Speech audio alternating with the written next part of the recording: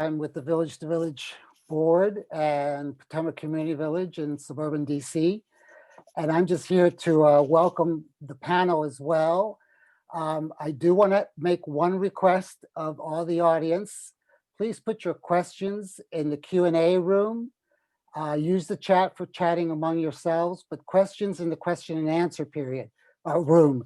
We're going to be monitoring that space. Two of us board members, Carol Paquette and myself, will be monitoring the questions, and we're going to gather them so that near the end of the conversation, this is supposed to be a conversation among the panel first. And at the end of the conversation, we will give them questions that have come up from membership. So bear with us.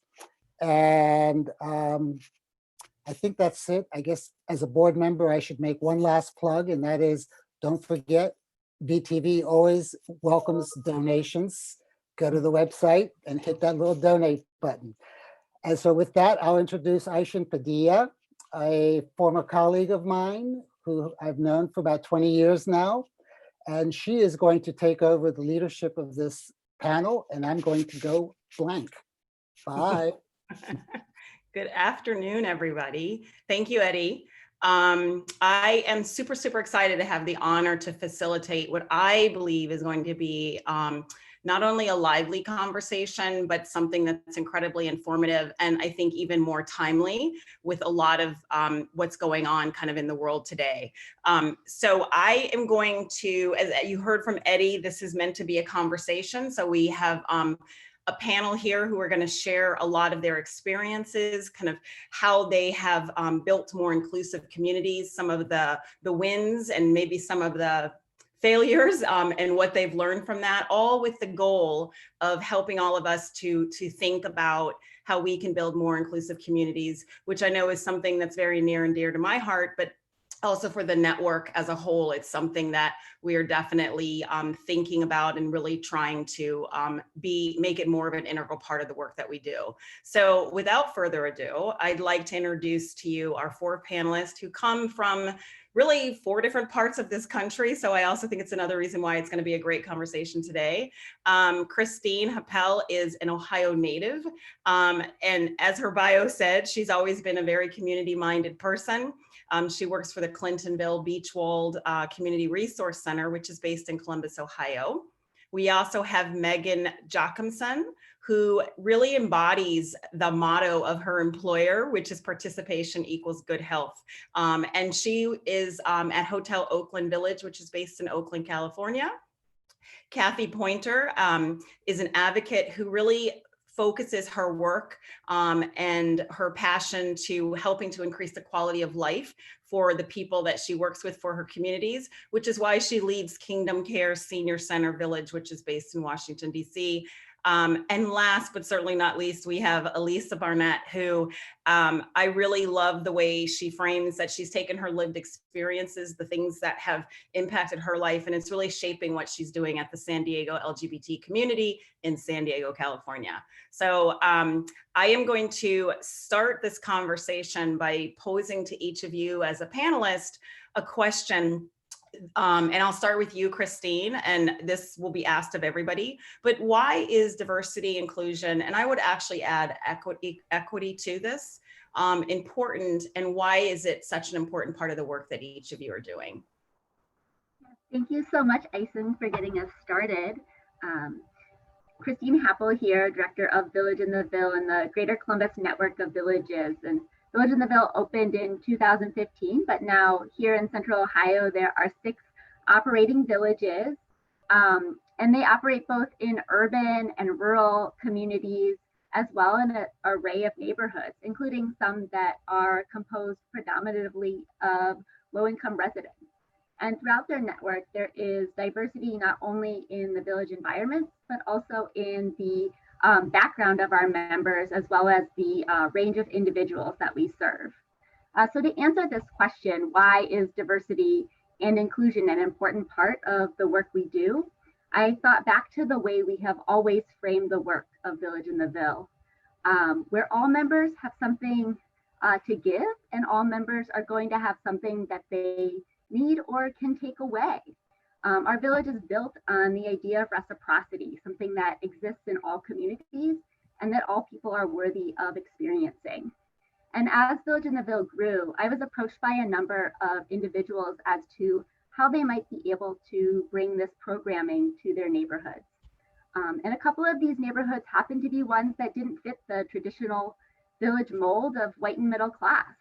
And as a social worker, I often reflect on our code of ethics, which outlines our responsibility to challenge social injustice and pursue social change, particularly with and on behalf of vulnerable individuals. And as we need to strive to ensure access to services and resources and really ensure that there is equity of opportunity. So here in Columbus, the combination of there being a real interest in serving diverse populations, as well as the very blatant fact that it's the right thing to do, has led us down this path. And villages have the ability to affect kind of all the key components of community capacity, the degree of connectedness and the level of commitment among community members, and the ability to solve problems. So as we embrace diversity and as we are approached with a wider range of needs, but we are also enriched with more viewpoints and more ideas about a possible solution. So diversity and inclusion is a key component ultimately in being able to do what the work we do. Thank you. Elisa, do you want to share? Thank you. I feel like one of the first things that I should share is provide a little bit of context for what we're doing in San Diego. So my name is Elisa Barnett. I am the Senior Services Program Manager at the San Diego LGBT Community Center, and my pronouns are she, her, and hers. We are actually in the process of starting our village. We will have our big sort of official, we are a village moment in November. So we aren't even technically a village yet, which is pretty exciting for us. Really how we came into this work is through the University of California at San Diego. So UCSD has a retroviral clinic that they do that specifically works with folks who are living with HIV and AIDS. The majority of these folks are longtime survivors. So that means that they all are predominantly older, 50 and up for the most part. And we had some folks, some doctors, research faculty who work at UCSD who approached us because they wanted to put together a study. This study was going to be specifically around how the village model can help folks who have been living with HIV long-term create greater community connection and have a stronger sense of support and really be able to age in place, because this is a population in the community that hasn't really been looked at or necessarily supported in that way. So one of the big things for us is that we spent almost 2 years now doing the lead up work. So we've been doing a series of surveys, focus groups, individual interviews, all of which to get us to the point of being able to start our pilot. So this is a 3-year study for us. In terms of why the components of, as particularly for us, right, equity and inclusion are so really vital when we talk about the LGBT community, is for our seniors specifically, so many of them feel really disconnected because even as we talk about being in a pandemic right now, especially for our folks who are older, they've already been through one pandemic, and that's the AIDS crisis of the 70s, 80s, and early 90s. And when we look at that, and I talk to the folks that I work with on a regular basis, so many of them talk about how even that family of choice, right, that group of people that they pulled together to be their community, they can see the gaps where people who would have been a part of that really close-knit group of supporters or just friends are gone because they died in the 80s. They can feel that loss still. And so for them, there's really a need to kind of recreate some of that.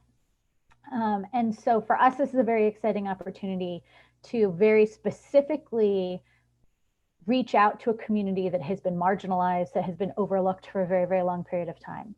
I know that for a lot of folks who work with seniors or older adults, what I hear a lot is how invisible people feel right? How our society is so focused on youth.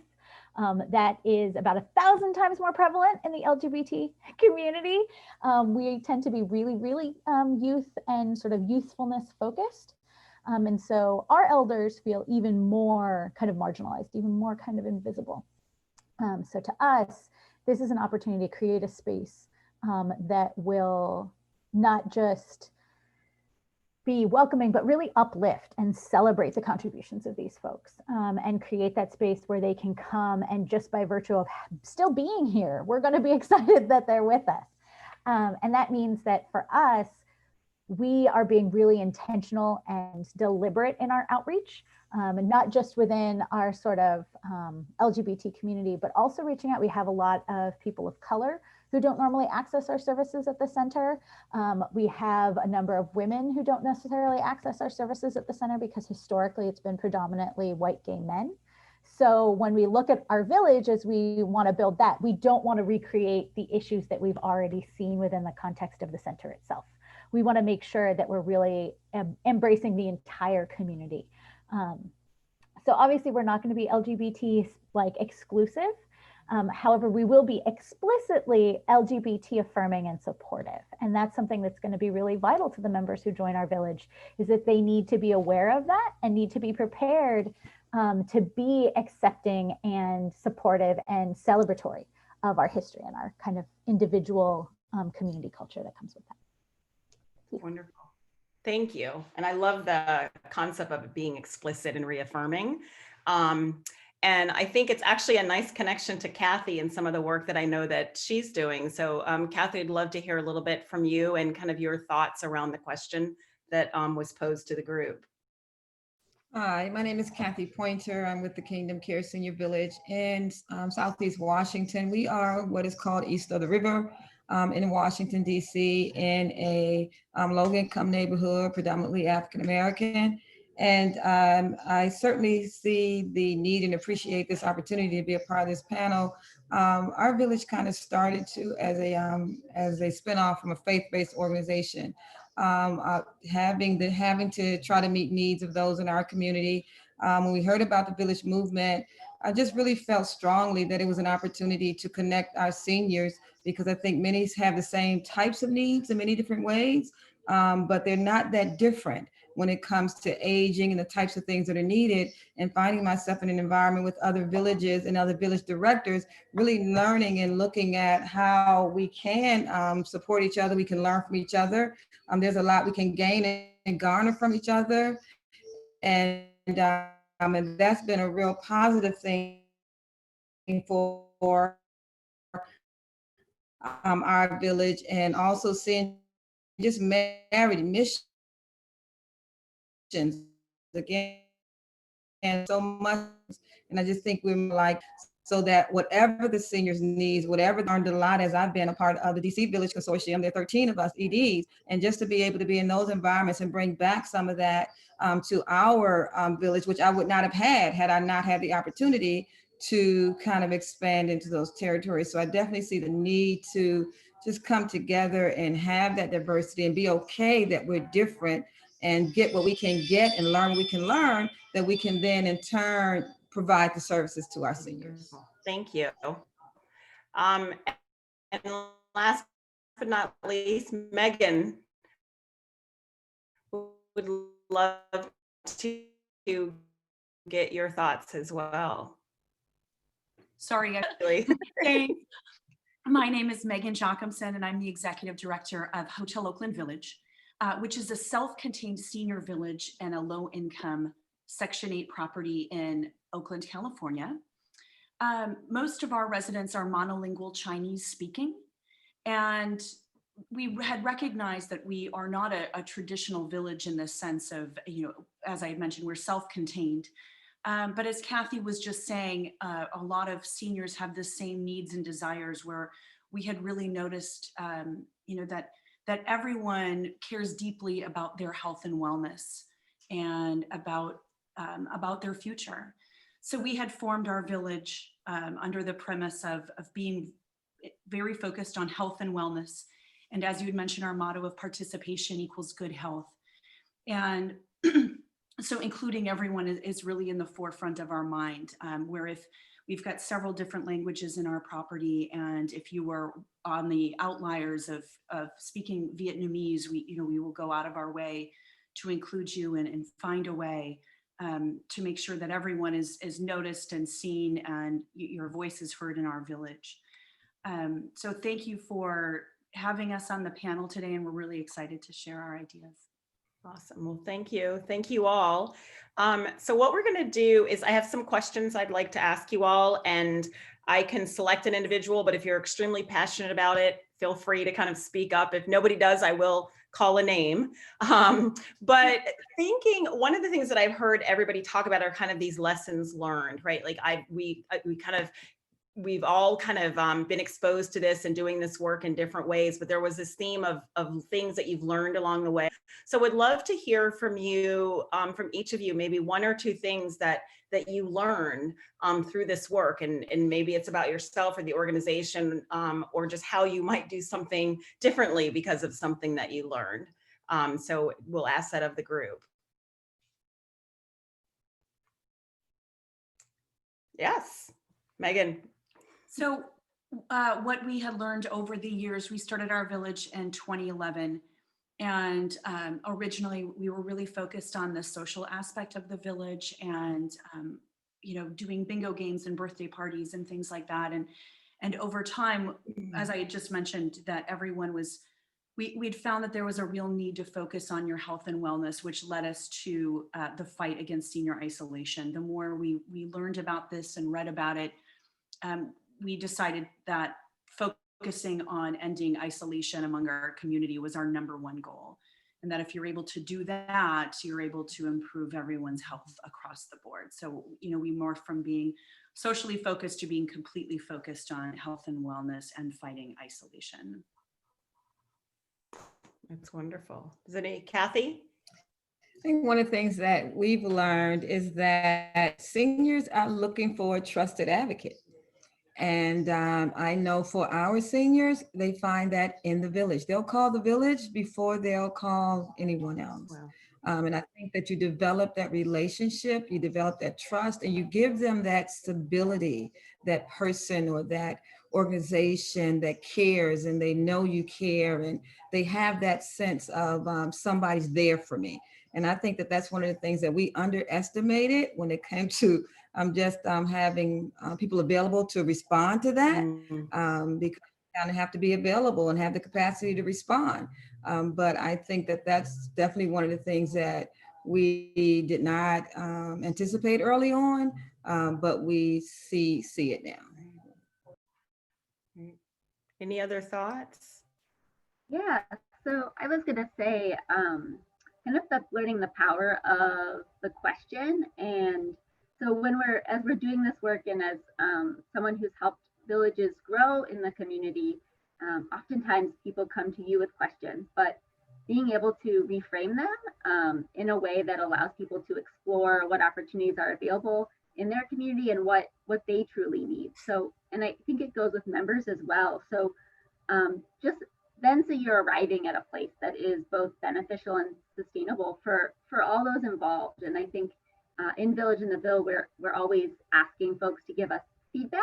So then that's what truly allows us to be, I think, addressing the needs of diverse populations. And that didn't come naturally at first. I think that's one of the greatest things that we've learned. Despite being in the role of directors, we're also always learning. How did you deal with I was just curious, like getting feedback? Is getting feedback a challenge for you? Sometimes it can be hard, right? You work so long hours and you're pouring your heart into programming, and when it doesn't work and someone says this by and large did not meet our needs, but it's fine, because it's right.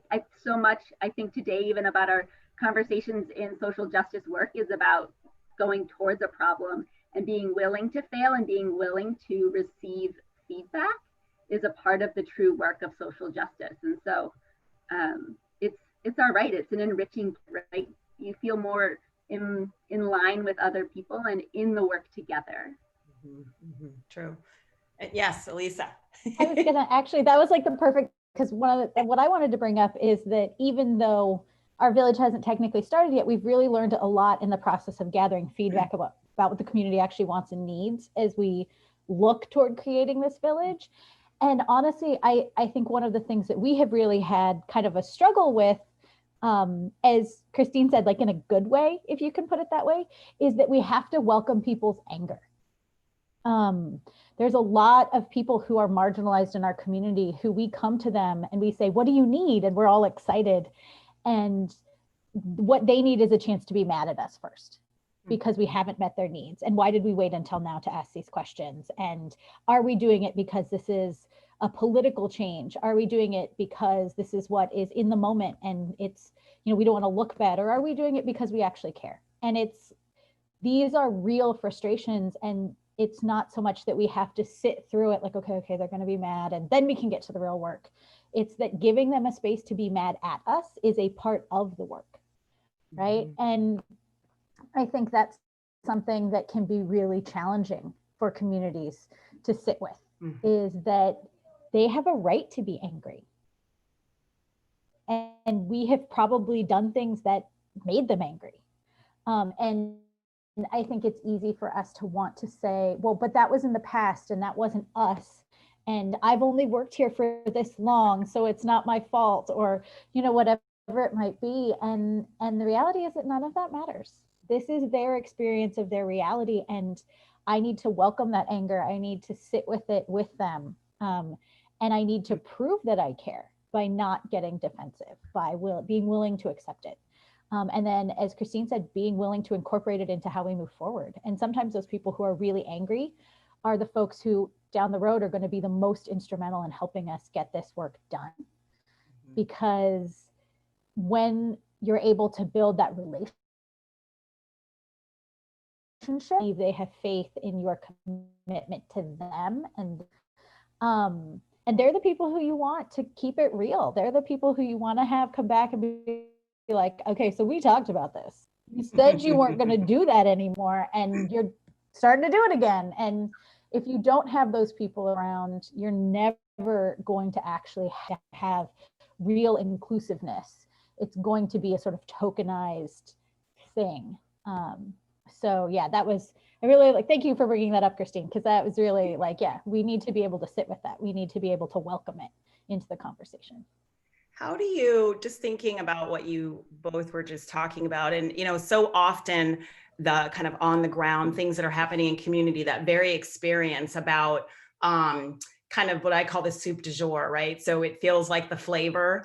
So just curious for everybody, like, how do you manage that, right? And particularly if your village is kind of anchored to a university or to other things, like how to bigger ties to a church or things, bigger groups, how do you get, quote unquote, the powers that be to understand that? Because I can imagine there's probably an interesting dynamic that happens, that, you know, you're trying to be as authentic as possible, but everybody has a boss somewhere.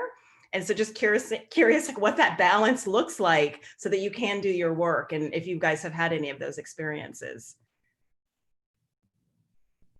So I don't know who, I see lots of head nodding and I'm happy to, you know. So I don't, Lisa, do you? I can just start really quick and just say that we are really lucky in that since we had to do focus groups and we had to do surveys, I can go back to people and be like, this is what they said. I'm sorry, like it's written here. This is what they wanted. And that gives me a real advantage in that regard, because otherwise it becomes super anecdotal. Well, I've heard that this is what they want, and I've heard that this is what they need. And when I can, you know, I can say, no, really, we had this many hundreds of people say specifically that this is what they needed. It's really been helpful as we go forward in our planning. I will say the other thing, and this is just kind of nuts and bolts, is that we're tied to a university, so we're getting money for this. Yeah. Like that makes a big difference. Like we're going to have paid staff who work on this. Okay. And I know that's not an option for everybody. And I don't want to take that for granted as a sort of privilege that we bring into this because we're tied to a university for this project. It does mean, though, that because the project only is funded for another year and a half or so, we're having to start thinking about, because we don't want this to be like a flash in the pan, like, hey, we made a village for a year. Hope you all had fun. So we're right now, even before we've started the village, we're starting to think about, okay, what grants are we going to apply for? How are we going to make sure that this keeps being funded even after this study itself is over? Wonderful. I think, yeah. Oh yeah, Lisa's comments just really segued, I think, nicely into my thoughts, is that sometimes it's really tricky with funders who want to see specific results, and you're saying, wait, it's all of this other very delicate community work, these long conversations and periods of feedback and restructuring.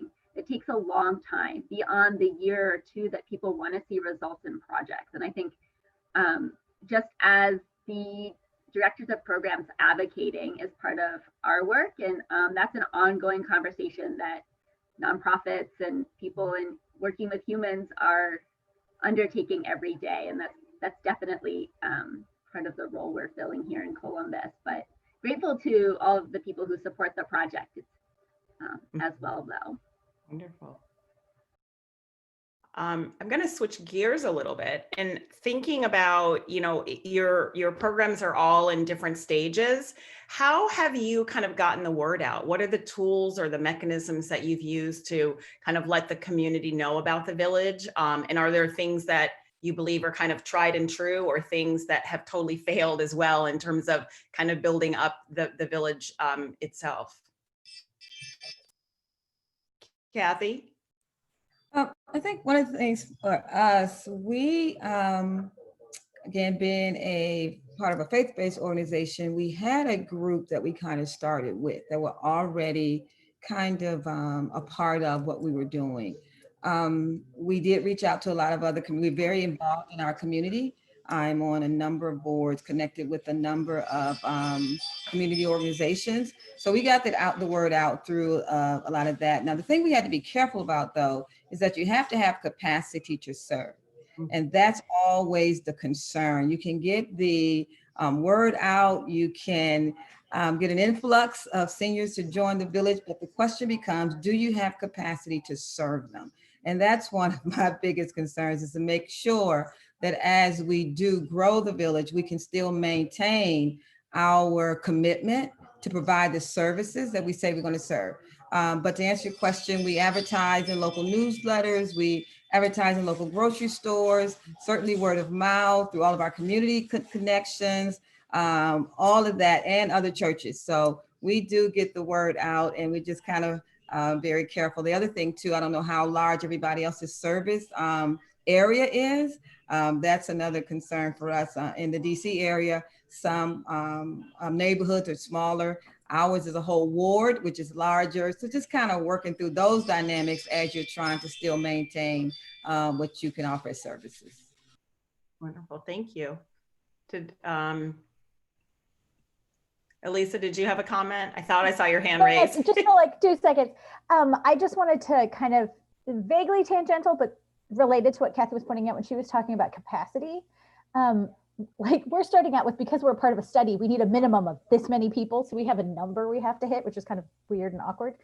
I think too, though, when we talk about in kind of increasing our capacity around creating diversity and inclusiveness and things like that, we also need to be sure that as we bring in these communities who may not be familiar to us, that we actually have the emotional capacity to work with them. Right? So it's kind of like what I talked about before with being able to be with someone's anger. If I'm inviting in, so I am Mexican American. If I were bringing in people from the Latinx community, I would need to make sure that it's not just me, right? My Spanish is a little so-so.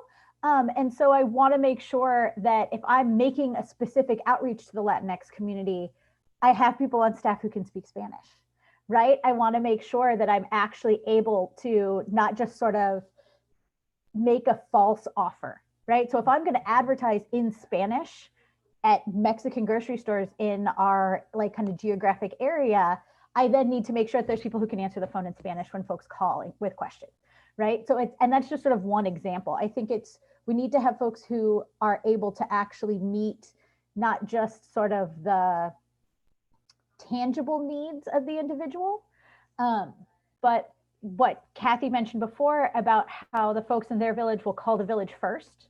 We also need to be able to meet those emotional needs, right? And so if we're not prepared to engage in that work and do some of that work on ourselves first, that may be the place that we start when it comes to really creating a process around diversity and equity and inclusion before we start advertising, because we don't want to accidentally traumatize or hurt people who we're attempting to bring into a supportive community. It's a really great point. Megan. And also, I'm going to mirror what they had said as well, where you really need to tap into the needs of the community and recognize what people need before you're reaching out. We are a self-contained community, so we weren't really going out into the community to get new members, but we were partnering with nonprofits who are established in the neighborhood, and our residents knew of them. It gave us the validity to reach out. So when we said we're doing eye exams and a lot of people needed their hearing aids adjusted, so we're going, this is what a lot of people need, so let's bring in these resources. And that was a way to connect people, to show that, you know, we're here to help. We want to include you, and we see what your needs are. That's great. Just thinking about the conversation, thinking about kind of social isolation, connectedness, capacity, curious how COVID has impacted how you're executing your programs today versus what they might have looked like at the earlier part of this year. Any takers? Yes, I can Megan. speak a little bit to that, where because we were so focused on ending isolation, we're going, you know, this whole thing of sheltering in place was really a challenge, and we didn't want to backtrack. And we finally gotten to a point where we're having multiple programs every day and really getting people out of their apartments. And there's only about, of our 400 residents, only 10, we did a survey, only 10 had access to computers or smartphones. So we're going, Zoom really isn't the way that we could continue. And we just ended up getting an old, 800 number. And there's also language barriers in our community. So we ended up doing a very simple training to be able to dial into a 1-800 number and put in your code. And we continued all of our programming that way. And it took a month to get going on something like that, but we had to continue the mission, and we had to see that, Zoom wasn't going to work for us. So we had to go to a different technology, but really continue our mission. Okay. I think along the lines of what Megan said, we didn't want to backpedal. We had all of this great momentum around getting people out, a diverse group of people out for a range of activities. And so with the onset of COVID, in partnership with our age-friendly Columbus and Franklin County partnership, we started a friendly phone line so folks could call in for a chat. And we had social workers at our local, the Ohio State University, staff that phone line. And we also delivered necessity bags around the county. And one of the most important things to come out of the necessity bags was not an appreciation for the stuff, but it was the fact that someone thought of the older adult, that they took the time to personally deliver something to their door in a safe way. And so that feeling of being thought of and connected. And we took that and translated that into now a pen pal program and a buddy check-in program that we're doing here with the villages to keep people connected. And in some ways, we're finding folks are closer while physically distanced. They're having a deeper connection in some way, I think. Okay, that's great. Kathy. I think one of the important things too around COVID, and I've heard it kind of hit up on, is that you really have to kind of assess your village and see what works for your village. You hear a lot of different types of things going on. Sometimes you feel inclined to maybe I should be doing this, or why isn't this working for us? But you really have to focus on what works for your village. And I know if Barbara's online, I know she is. I heard that she doesn't like this very much, but when you see one village, you've seen one village, and every village is different. The needs are different, access is different, thinking is different, culture is different, People are different, and we just have to acknowledge all of the differences, but be okay with that, because at the end of the day, we're still meeting the needs of those we've been called or appointed or chose to serve. And I'm very passionate about it, so you probably can hear that right now, but I just think that just being very okay with whatever works for you, works for you. I have a question for you all. As we think about diversity, inclusion, and equity, it has occurred to me that we are a female dominant panel. So I'm really curious, do your villages reflect more females, or do you have an equal balance of gender? I don't want to assume anything, but just kind of, it just struck me to kind of understand if you are finding you're getting more men involved, or are there challenges just from the gender perspective as well? I think you're on, everybody seems to be on mute right now. Oh, there you go, Kathy. Challenges, and one that we have not, I would say, purposefully really looked into to figure out, okay. But I think that is certainly something we do need to do. We have a couple men, but definitely not at the same rate we have females. So I would love to hear from other villages related to this. Is that the same for everyone else? Do you have pretty similar participation? Well, yes, Elisa's like, no. No, that's not our problem. So one of the things, and I'll chirp in on this one a little bit. One of the things running a village I noticed, and we had a men's group for some dementia, some mild dementia, and some of the studies that came out of that were that men are not typically joiners.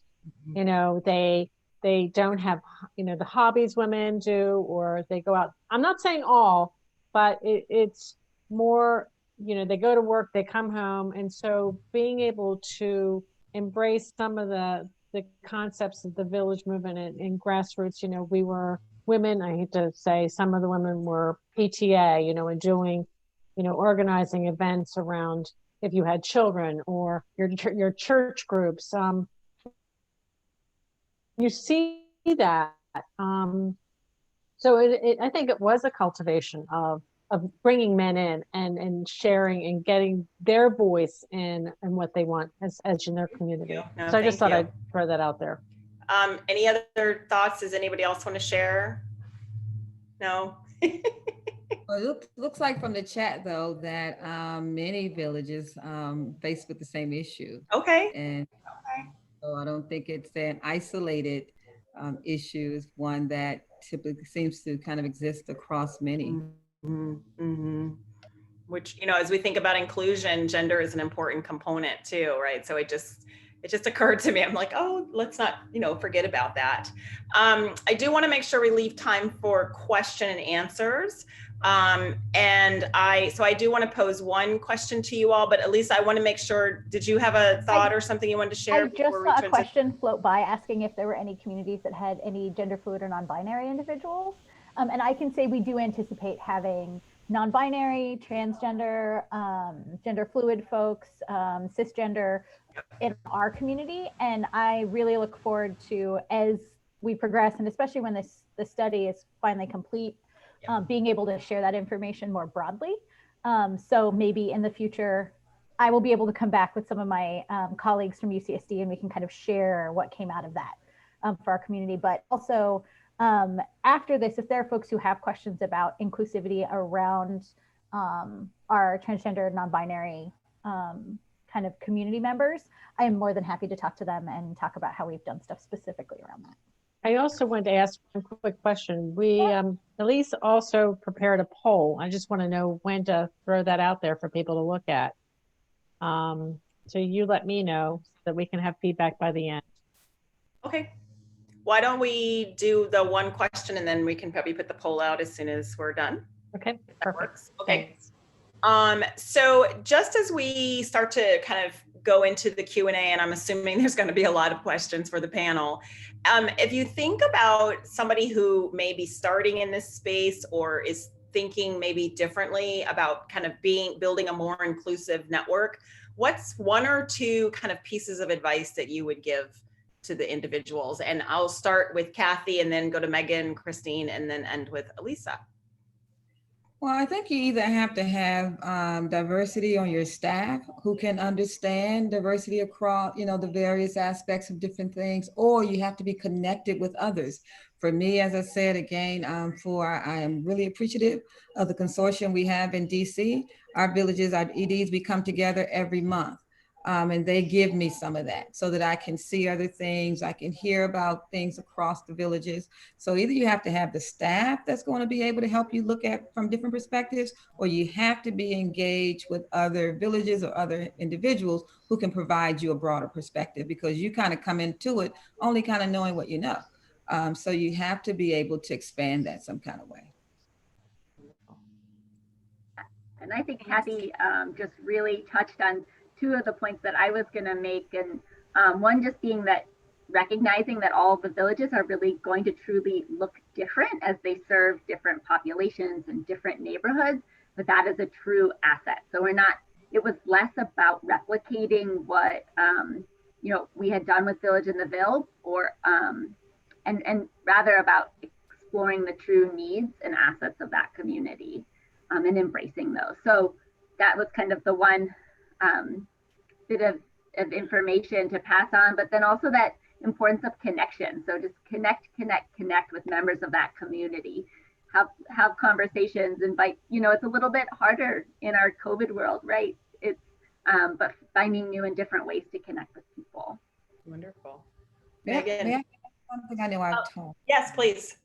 Let me just add something. I know that Elisa asked about, gender and fluidity and things of that nature. I think that the one thing, even when it comes to our village, is predominantly African-American. And sometimes you get a little skittish because you don't know. You don't know how to address the needs. You really don't know even how to start a conversation. You don't know what matters to them or the right words to say. And I think a lot of it is that it's not that you don't want to be inclusive. So I think this is, again, when it comes to getting educated and reaching out and, connecting with others, because you need to get in a space where you're comfortable, that not only can you conversate, but then you can offer the services. So I think that, just really recognizing, again, those differences, but being okay with trying to figure out how you address it.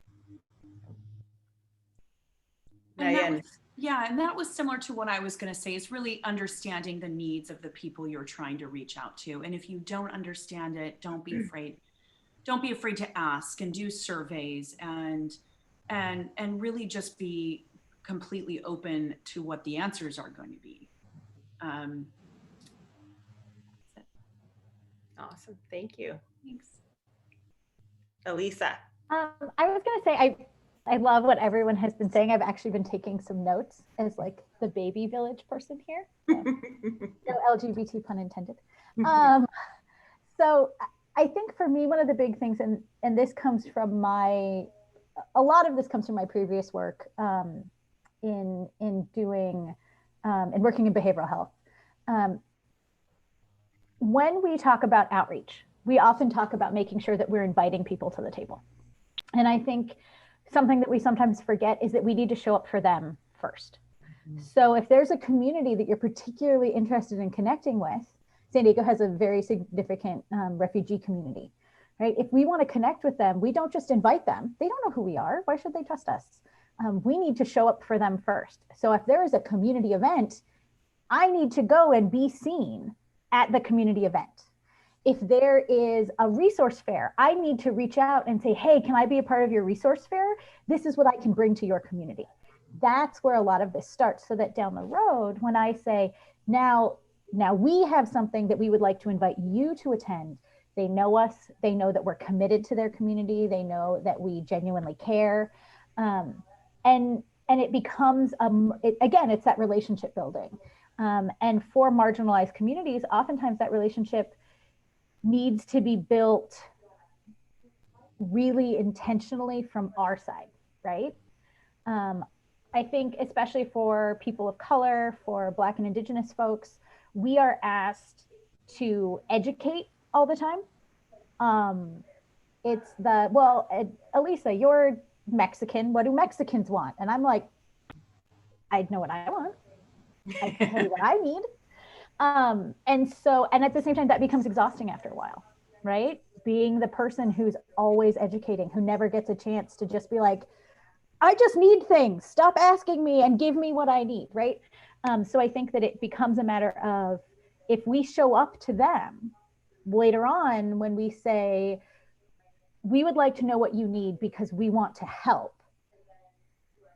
Okay, you've been trying to help. You've been attending things. You've been participating in a way that shows us you're really committed to our community.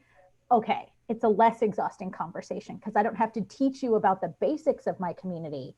I can simply talk to you about what my community needs. And I think that's something that's really important when we talk about that sort of base level beginning of everything.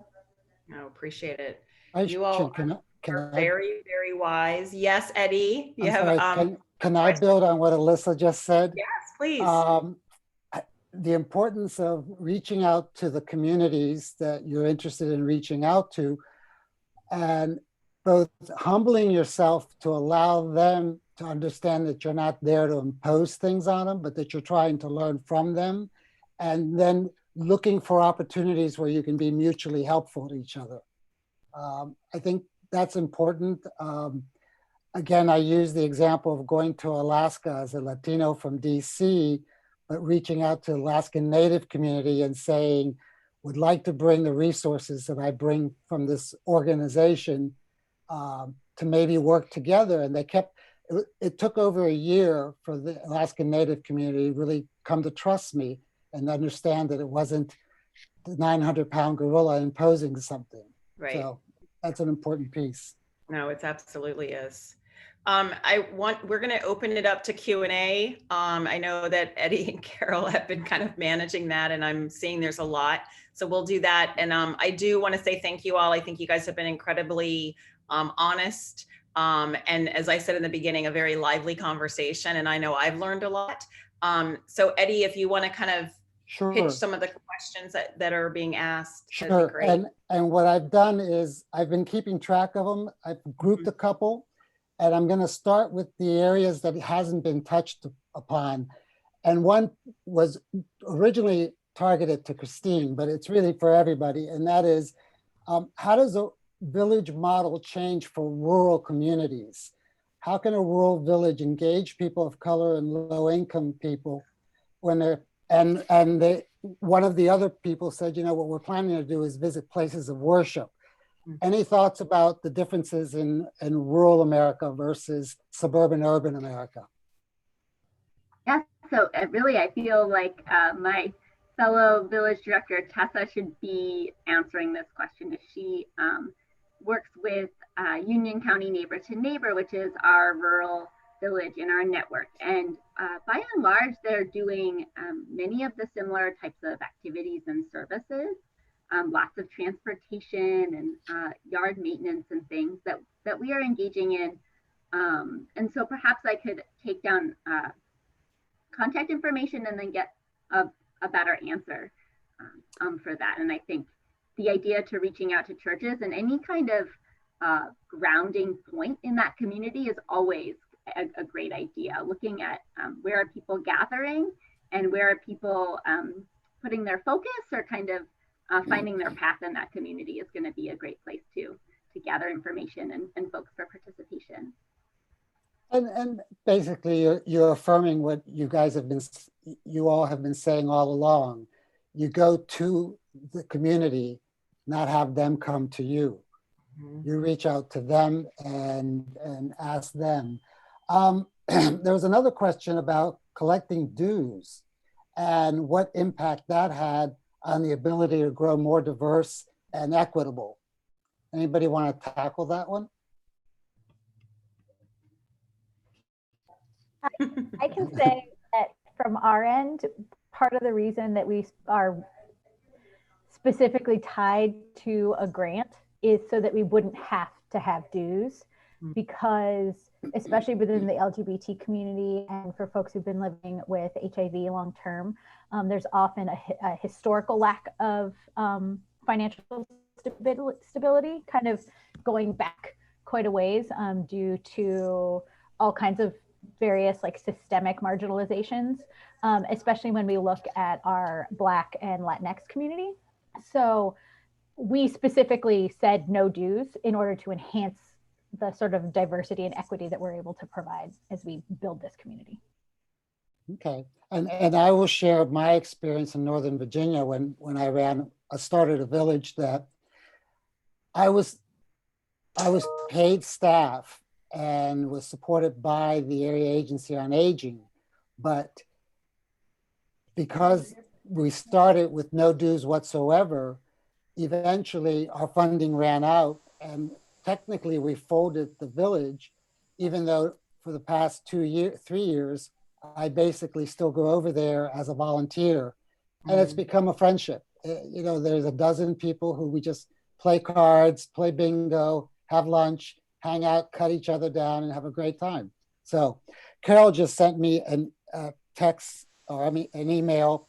How do you integrate diverse groups in membership and volunteers?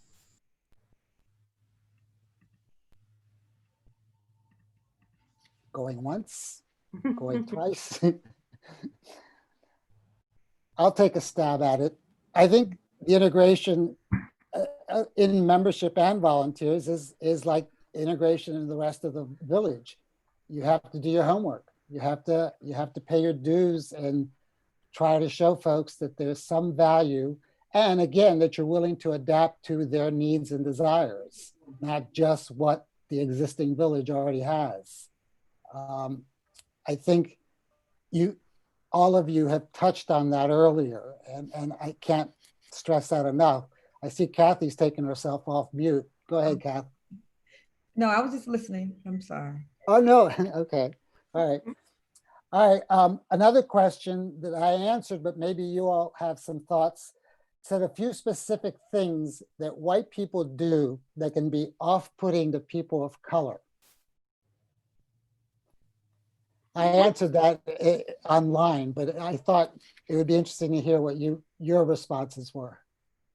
Well, and you know, one of the things I'll say too, Eddie, is that Elisa alluded to a little bit of that, right? Of being forced to, not forced, but kind of the education of speaking on behalf of a group versus your own individual experience. So the idea that you are an expert for your group, it was definitely, I think, one of the things that I heard earlier. Mm-hmm. So curious if there's others.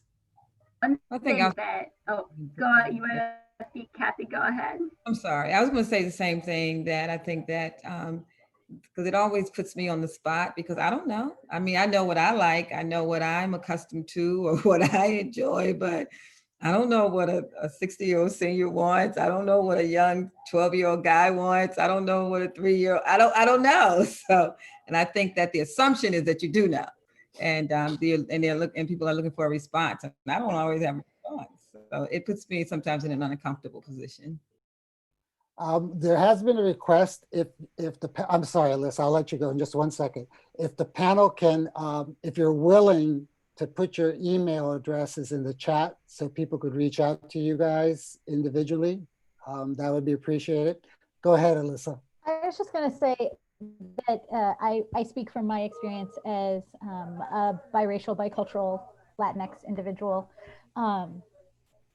that for me, what is often off-putting, and this isn't just white people, it's I think an Americanism, is questions about where I'm really from.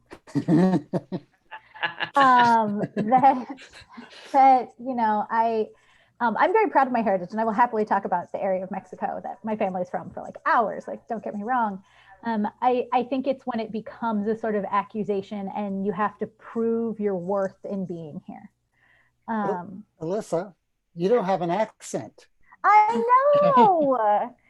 And that really, very brief anecdote is that I worked at a large mortgage company in my youth, and I had the areas that I oversaw were out in the Midwest, and when the managers would come to San Diego to meet their HR people, they were inevitably shocked and vaguely appalled that it was a little Mexican girl who they'd been talking to on the phone the whole time, and they had no idea, especially because they would oftentimes make comments about those people, right? Mm-hmm. And I think that it can be challenging, right? When someone doesn't necessarily look the way that the stereotype expects. And I think that's really true of LGBT community members as well. I am very femme presenting. And so I've had folks, you know, I think the best comment that my family has experienced, my wife, someone found out that, you know, she was married to a woman, and the comment was, "But you're so pretty." Yeah. So, right. And my wife was like, "Oh, well, my wife is too. Thank you." Right. So, I mean, you tend to use humor to play that stuff off, but I think that there's those times when we are challenged as to how much we belong in a space. And I think that is probably one of the most detrimental things that anyone can do, regardless of whether they're white or not. That to challenge another individual's right to be welcomed into a space, I think is really hard. Through those what they call microaggressions, right? Mm-hmm. So there are those subtle things that take you a minute. I know personally where you kind of like, is that what I think it is? Yeah, am I being oversensitive? And yeah. you know, and oftentimes with microaggressions, they're framed as compliments, Correct. right? Like this person told my wife she was really pretty, but the implication is that women who love women aren't supposed to be pretty, right? So it's that kind of thing. Or my favorite is, "You're very articulate," which makes me insane, but that's going to be an entirely different conversation. So yes, Kathy. Okay, well, we only have 2 minutes, so I'll let you wrap up. No problem. And I think Kathy had a comment, so I wanted to sorry. definitely let her share that, and then we can wrap up. We do have we had the poll too. Yes. Should I launch that, or do you want to? Yes, I think yes. Elisa, do you want to give any context to the poll? I just launched it. Okay. So if I take myself off mute. Yes, I want to give a little bit of context. One of the things as we were preparing for this and we kind of met as a group to talk about this before the panel, and I've touched on this just a little bit earlier, is that there's a surprisingly large difference between implicit sort of welcoming and explicit welcoming. And I think that when we talk about having a written statement around equity and inclusion, or around diversity, equity, and inclusion, what can happen is that oftentimes we talk about things in terms of, well, we're just going to say that we welcome everyone. But lots of institutions say that, and they are not in fact welcoming of everyone.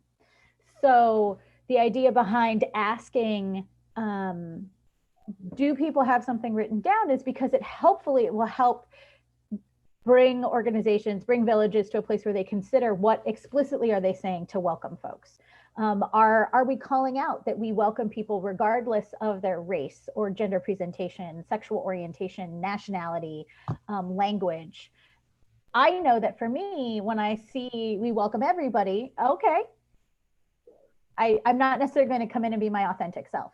However, if I see these other things called out, that shows that there's an awareness of the reality of the world that I exist in, as opposed to just the sort of more socially accepted broader community.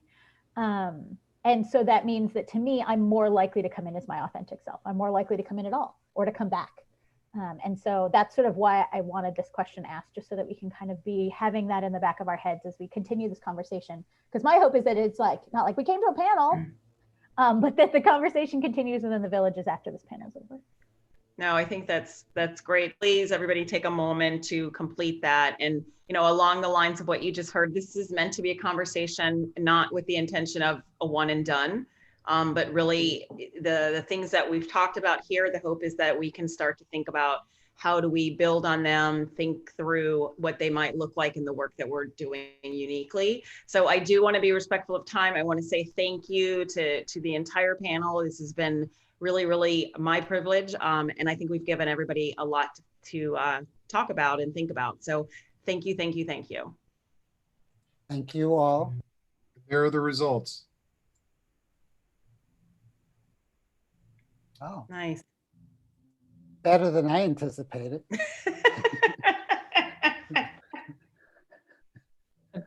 That's awesome. That's really great. Yeah. Yeah.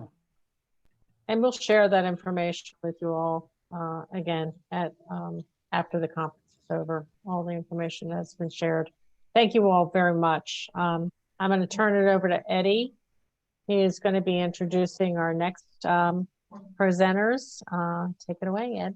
And Barbara, before I do that, do you want me to try to go online and answer some of the questions? Because there's still a lot of questions that I had kind of grouped and were talked about, but I can try to answer them individually. Yeah, that'd be great. Okay. So it's my pleasure to introduce Ken Harris, the Executive Director of the Albany Guardian Society. He's going to take over the next session. And Ken, I will hand it over to you. Well, thank you very much. It is an extreme pleasure to be here. The title of this presentation is Exploring Foundation and State Agency Partnerships in Developing Villages. My name is Ken Harris. I'm the director at Albany Guardian Society. And today we'll also have on the panel Greg Olson, who is the acting director of the New York State Office for the Aging, and Betsy Mulvey, who is the project director, in a joint partnership between Albany Guardian Society and Albany Guardian Society and NYSOFA on the Villages Technical Assistance Center. Okay, so my part, I'm going to go over we're an operating foundation, and I'm going to talk about our history a little bit and the services that we provide, and why, as a foundation, Albany Guardian Society supports a village. I'm going to talk about our initial village projects, and then a 2017 community forum, which really coalesced to the village movement and for Guardian Society in the Capital District, and really brought on, I think, NYSOFA into many of the different projects that we're doing. I'll talk about the Capital Region Villages Collaborative, and then I'll also bring it home with tips on foundation collaborations. Greg will go next, and then Betsy will talk about the Villages Technical Assistance Center.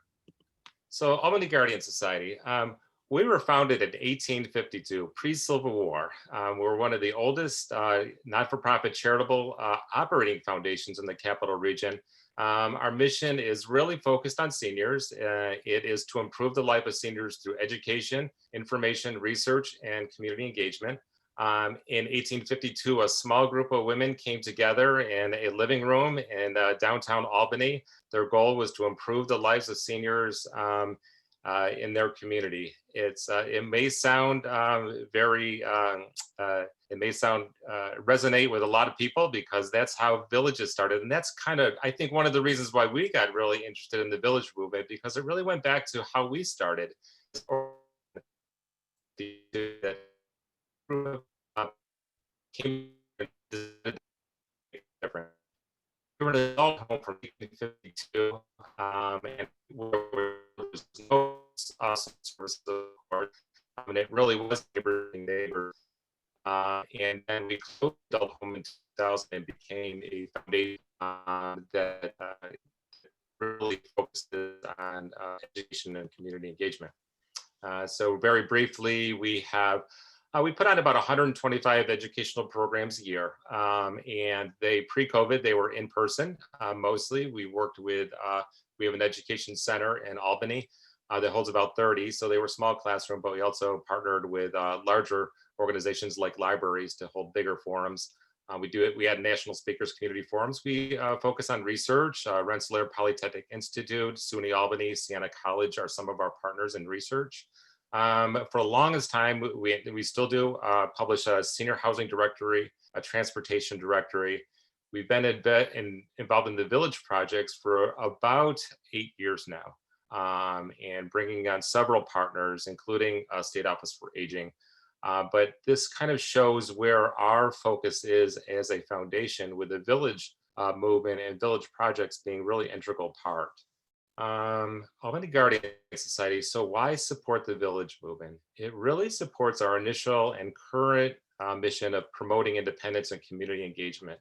As a foundation, we decided that the village movement was really important for us to discuss about independence, about people staying in their home or staying independent in whatever settings that they're at. And as an operating foundation, which is it's a totally different presentation altogether, because an operating foundation is a little like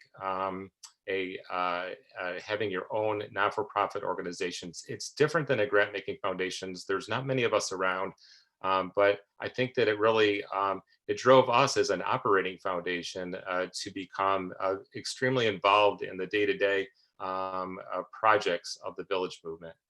The Village is part of the senior housing continuum because of our long history in housing, both as an adult home and as having the directory, that we thought that this was a perfect fit for us. Something to really remember, a lot of you know this, that foundations are required to make minimum distributions. Grant-making foundations, about 5% of their assets. For operating foundations, it's about 3.3. But the point is that foundations need to find partners to expense their money, and that's a big part of today's takeaway. Hopefully, is that that foundations need partners as much as you need partners. I hope that today to consider reverse engineering our experience as a foundation. We started out 8 years ago. We became very involved in the foundation. We found partners along the way. We found individuals along the way. There are several villages that are now operating because of this joint collaboration. But also that you can reverse that process, and as an individual operating village, you also can start looking at some of the best practices of villages working with foundations and agencies to become a partner for yourselves. We act as a village convener. We don't actually run a village, but we have been working on convening for information and for support for villages over the past 8 years. We've had several partners, of course, Office for Aging, which has been a tremendous partner for us, both at the local level and at the state level, especially at the state level. And you'll hear from Greg Olson. I am sure that if it wasn't for his personal support and NYSOFA support, we wouldn't be talking today, because he was able to, not only the funding was important that leveraged what we brought to the table at Guardian Society, but also the enthusiasm from Office for Aging about this model was extremely important. So for how Guardian Society is a foundation, how did we get to this point? Prior to me being at Guardian Society, the board and the executive director at the time, they read the New York Times articles, as a lot of people do, got interested in hearing about Beacon Hill Village. We visited Beacon Hill Village, and then we had Judy Willett come into our community in 2012. And we had a series of community forums that were very helpful in educating both our community leaders and individuals about the village movement. Natalie Galusha came in and presented a forum in 2016. We supported the first regional village, Bethlehem Neighbors, which is still up and running, glad to say. It was our first village in the Capital Region. And a little bit perhaps ahead of our time, we tried to support and get a tax credit senior housing and a senior agency village collaboration for a village. We learned a lot through that. It's not still up and running. It was great to hear from the previous panel that there are some success stories out there, and we would really like to hear about them. But it just, I guess, goes to show you that not every village works, but I think that by learning from each other, and including through this conference, is that we move forward. A big moment for our community and for Guardian Society was a 2017 Village Forum. We sponsored it. We had about 125 people attend, community leaders, individuals interested in the village movement. We had been meeting for about 2 years sporadically as a group every other month. And so, we had started to build momentum, but we really wanted to have a big splash in 2017. We wanted to invite in national speakers and really and had the press and also the local leaders understand the village movement. And we were We had the State Office for Aging. Greg was our keynote speaker, Beacon Hill Village. We had WAVE in Westchester. Barbara was there. We had 8 village presentations because we wanted to show how each village is individual. I think that, there's a lot to be said both about how there's a lot of commonality in villages, but as is mentioned, there's also some differences too, and there's different ways to go about it. And we thought that was very successful, that people could envision how their villages could be in their communities in the Capital Region. We also launched officially the Capital Region Villages Collaborative on that day. And we had a great group of people, and I would really recommend that in your community, if you want to work with agencies and with foundations, is to have an event like this. We're inviting people in that had the expertise and the vision. We had Susan McWhinney Morse from Beacon Hill Village. We had Laura Connors and Natalie, and Barbara was there. She was at Mount Vernon at home at the time, and Elena Flash, Love Living at Home. They were a new village in Ithaca. And we had villages from Westchester, but I'd be remiss if I didn't mention Rhinebeck at Home and Nina Lynch and Ann Buckner, who were really our mentors through this whole process. They're south of Albany, but they have really helped us along the way. And if you're out there listening, thank you so much for all that you've done. And then in the northern end, we had Aging in Place, Glens Falls.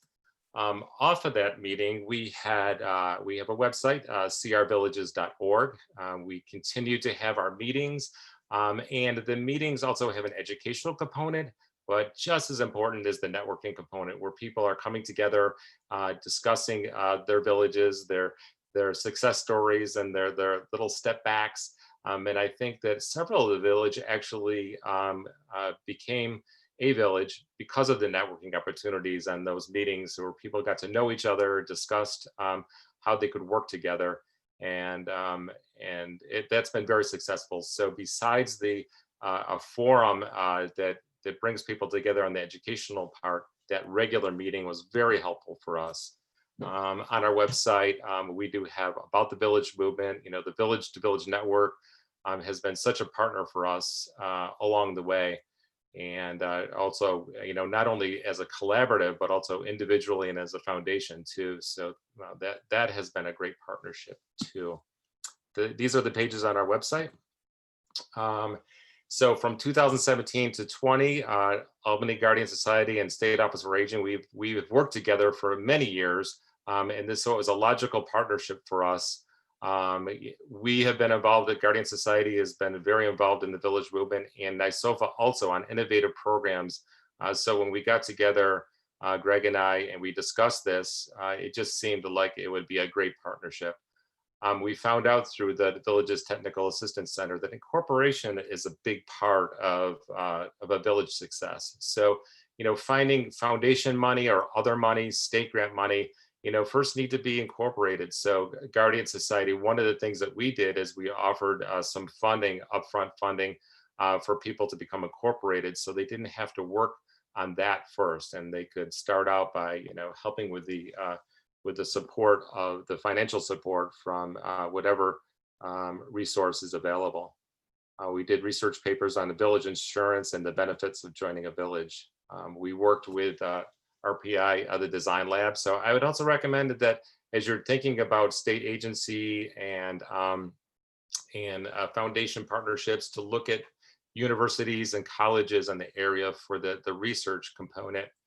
And Betsy will talk more about the Technical Assistance Center that we developed, and hopefully to expand in the future. The pandemic has been really tough for everybody, and the Albany Guardian Society, since we can't give grants, we decided to do a research project with our existing villages, provide some research and operational support to them during this period of time, so that we can find out the good best practices that they have done in reaching out to their membership during the pandemic. These are the villages that are up and running. Rhinebeck at Home was up and running before we started all this, so was Aging in Place, Glens Falls. So these are the villages: Bethlehem Neighbors, Neighbors in Northern Columbia County, Shenendehowa Neighbors Connecting, Niskayuna Neighbors Network. And in progress right now is a very interesting one, first for our community, is a village and also a social service agency. Community Caregivers has been doing village-like programming for 25 years now, and it just be a perfect fit for a village, maybe to focus a little bit more on the social component, but also help community caregivers with volunteers and other supports. So what are some of the tips to work with foundations as a village? I would say that one of the first things to do is to do your research. There are local, regional, and national foundations. Understand their mission and be their project. We took that on because we were very interested in the village movement and how it fit into our vision and mission.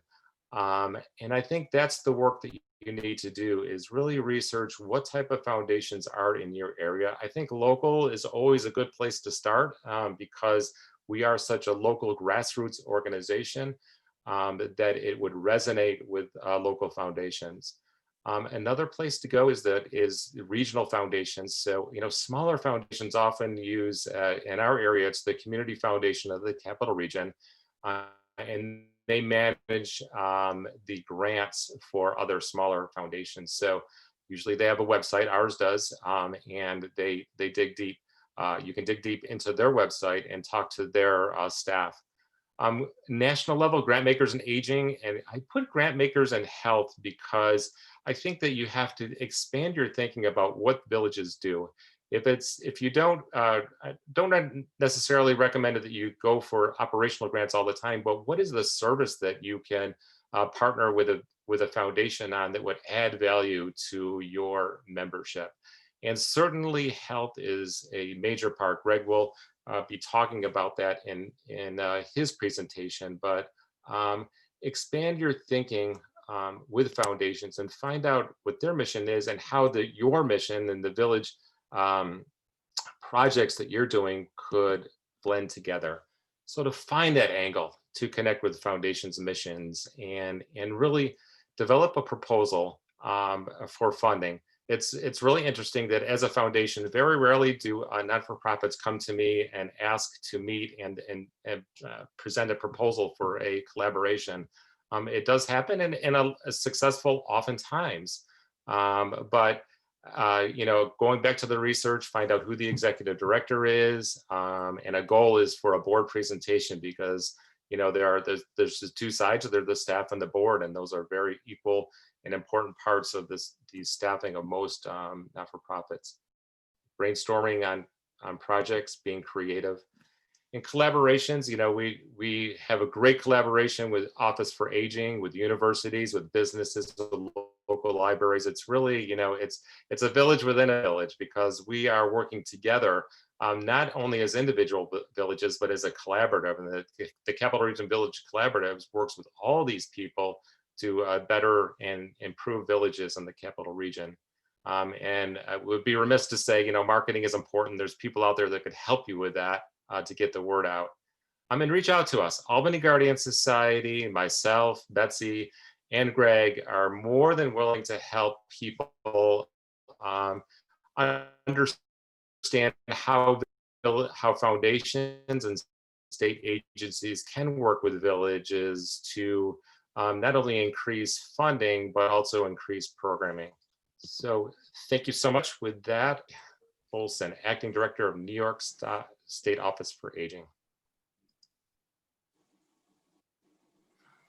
There I am.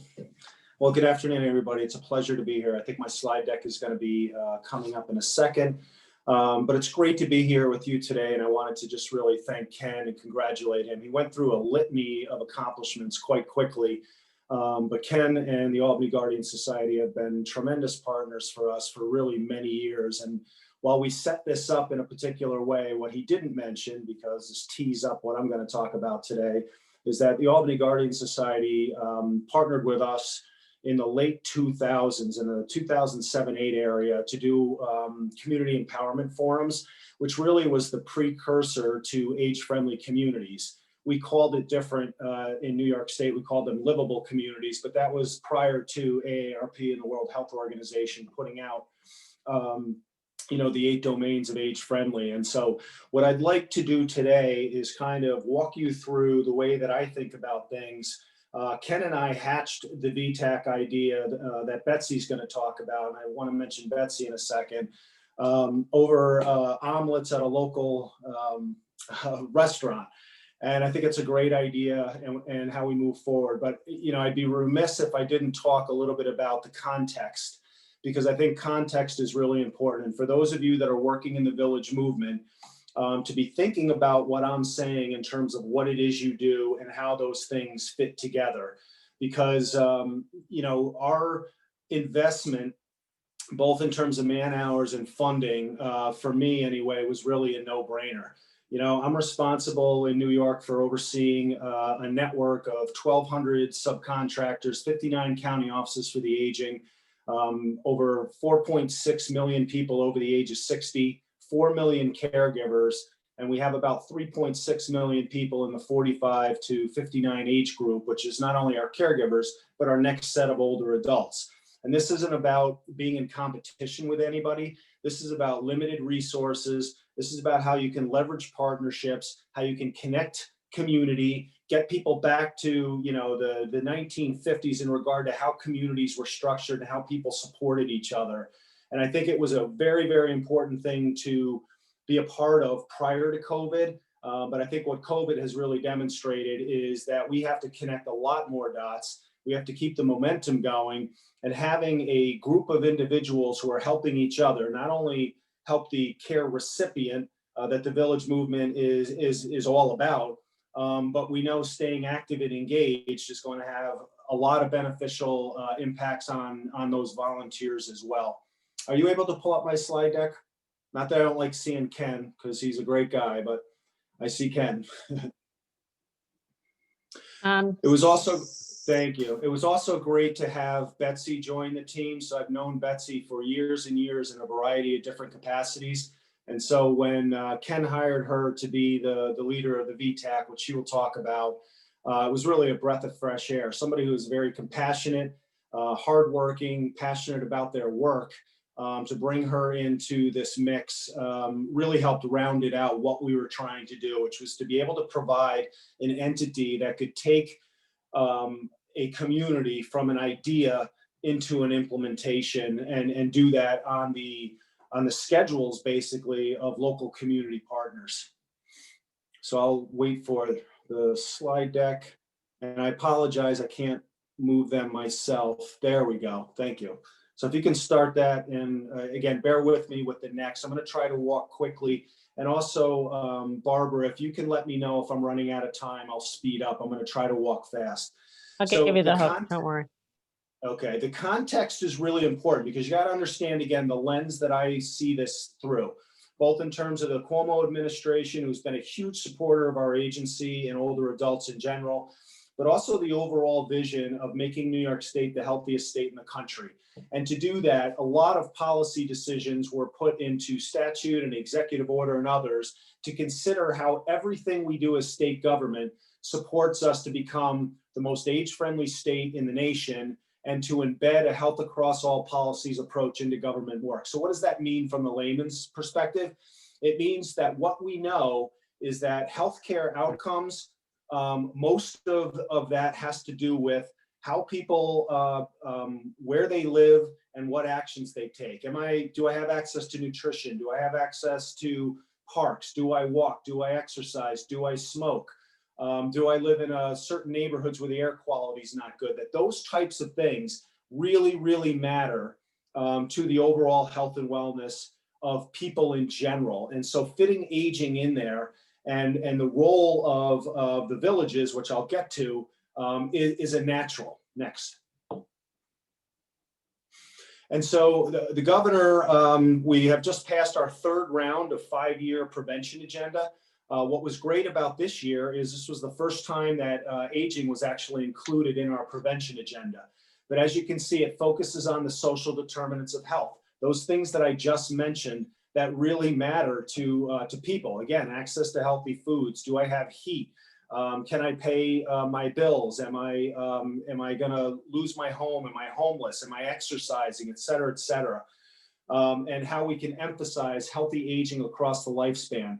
As I think about what the villages do, both again, from the care recipient to the community involvement, to the health of the overall community, to the roles of the volunteers, that is, in my mind, healthy aging. Next, please. You can skip over that. I just covered that. Thank you. So what I want to do again is do a level set and take a look at aging. And not many people talk about aging the way that I do. And why I think that this is important, because it doesn't matter whether you're in a rural community, suburban community, an urban community, or a mixture of those. We've been told, we've been culturally led to believe for a very, very long time that the older population does not have value, that the older population is a drain on society, that the older population takes more than it gives. And that is clearly not the case. Now, we absolutely, like any other age cohort, have individuals that have needs, that might need assistance, but they absolutely have something to offer. And what we have spent the last decade doing in New York is really creating that value proposition about the people that live in our communities and the economic benefits that they provide, the social benefits that they provide, and the intellectual benefits, whether it be to family, to community organizations, through volunteerism, civic engagement, entrepreneurship, tourism, and then of course the economic backbone of this entire nation, which I will show you. Why do I talk about that? Because when you value something, your intervention and how you treat those individuals are going to be way different than something that you don't value. So I just want to put a backdrop on this in terms of context. Next, please. So in New York, just to give you a snapshot of what we have here in New York, I told you about the numbers already, 4.6 million and 3.7. We have almost 1 million volunteers over the age of 60 that contribute almost 500 million hours a year of service at an economic value of $13.8 billion. We have older adults in New York that mostly own their homes and have no mortgage whatsoever. They're supporting local businesses, supporting schools. In New York, much of the Medicaid bill comes from local taxpayers. We also have individuals sitting on a mound of equity, about $8 trillion nationwide, which could be put to better use in helping them remain independent if we did things a little differently. And we're working on some proposals. But as I mentioned, in addition, we have a lot of older adults who are caregivers and younger adults who are caregivers, children, et cetera, who spend, again, millions of hours a year providing direct hands-on care to their loved ones, that if you absent that service and paid for that at the market rate, would cost about $32 billion a year extra, and that would mostly be borne out of Medicaid. Next. If you look at trends, these trends are no different in New York than across the country. Family structure over the last 40 years has changed. Why does that matter? Because what has been set into place and how we're structured as state agencies and local area agencies on aging and community-based organizations can't be in 1970 and 1980 and 1990 and 2000. We have to recognize that things change, people are geographically dispersed, and that our interventions need to change. And what better than to focus again on rebuilding community, encouraging people to help their neighbors. And that's what the village movement is all about. And when I get to COVID, that's exactly what we saw here in New York. We saw non-essential federal workers, non-essential state and local workers. We saw high school students. We saw high school teachers, college teachers. We saw the general population want to provide their service to help their community, whether young and old, and it's an opportunity to maintain that momentum. If you look at the demographics in New York State, just over the next 10 years, we're going to have 50 of our 62 counties, at least 25% or more older people. And again, if you look at this from a deficits perspective, that this is a population that doesn't have anything to offer, those statistics scare you. I don't look at it that way. I look at what they do have to offer and how we can change our interventions to provide the types of supports that people need earlier, while also continuing to be engaged, combating social isolation, staying connected with friends, families, and others in the community, which absolutely have very, very positive impacts on them emotionally, on physical health, and overall public health and community. Next, please. I love this slide because if you've ever, I don't know anybody else that's ever aggregated this stuff, but we wanted to take a look at what the economic impact is of older adults. Again, why am I showing you this? The value. This is the backbone of communities, of who's the taxpayers, who's buying goods and services in the community. Let's say 2012, so that was 8 years ago in New York State, 63% of all the household income was generated by the 45 plus population. Just 10 years later, 2 years ago, that number rose 2%, but $110 billion more than prior. And again, this isn't a young population versus older population. This is to combat long-held stereotypes and ageist views that we've been dealing with in terms of the value of our population. Next. Thank you. But of course, we know that there are snippets and cohorts within the older adult cohort that need assistance, that have chronic conditions, that need hands-on care. Again, that's what the Villages is all about. There are individuals who are low income that need assistance, and we're there to help subsidize them. The Villages are there to help provide those types of services. But there's also an overwhelming number of people that actually have resources and can pay for the types of services that are provided in the community day in and day out. Next. These are long-held nursing home risk indicators. How old an individual is. Are they low income? Are they not low income? What their health status is. What their prior healthcare utilization is. Do they live alone? Do they live with somebody? And the availability of supports. I raise these to you because what you provide every day in your village are things that address ways to combat emergency room stays, hospital stays, and nursing home stays by providing support to these individuals who are at risk. And that's what we're trying to build here in New York in partnership with Betsy and Ken in trying to seed additional villages to grow and trying to put resources into a technical assistance center that can be there for not only the existing villages, but for those that want to take this up and really capitalize on this opportunity to get us back to a time and place where our communities were much more cohesive. And that's what this is all about. Again, not in competition to what it is my network does, but very, very complementary. Next, please. Again, this slide just shows how at risk the individuals are that we serve. We have almost the majority of the folks that we serve have 4 or more chronic conditions. Many have 6 or more chronic conditions, but are able to live in their homes and communities. These are the people that you're seeing probably every day through a variety of the services that you provide. Next. These are the chronic conditions. I will leave these slides with you and you can take a look at them at your leisure. Let's get into some of the COVID response. So, I presented some of my data to the AARP probably 5-6 years ago, and they came out with a study called the 50 plus longevity economy. And what they did was they took a nationwide look, very similar to what we did in New York, at what the economic impact is of the 50 plus population. And it really backs up the data that we provided. Again, why am I saying this?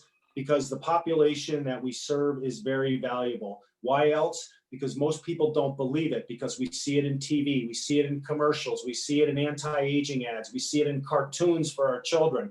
But when you start to go through, and when I present to county execs and other board members and businesses and chambers of commerce and present this type of data, it gets people to think very differently about the population. And then you think very differently about what your interventions are and how we can support them.